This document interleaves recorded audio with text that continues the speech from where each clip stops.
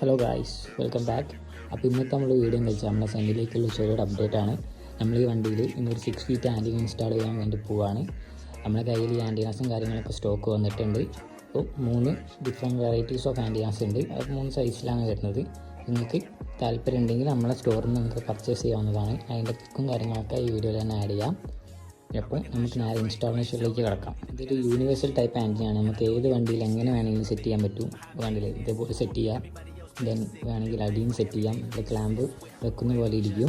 Before that നമുക്ക് ഈ ആൻറ്റിനേൻ്റെ ക്ലാമ്പിൻ്റെ മേലെ ജസ്റ്റ് ഒരു പാക്കിംഗ് കൊടുക്കുക. അത് നമ്മൾ ബോഡിയിൽ ഡയറക്റ്റ് കോണ്ടാക്റ്റ് ഉണ്ടാവില്ല. അതേമാതിരി തന്നെ ഇൻസൈഡും ഇതേമാതിരി ചെയ്യാം.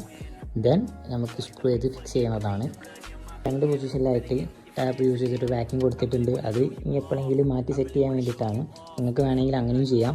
And the installation process is very easy. നമുക്കൊരു സ്ക്രൂ ഡ്രൈവർ ഉണ്ടെങ്കിൽ നമുക്ക് ഇവിടെ നിന്ന് സെറ്റ് ചെയ്യാവുന്നതേ ഉള്ളൂ.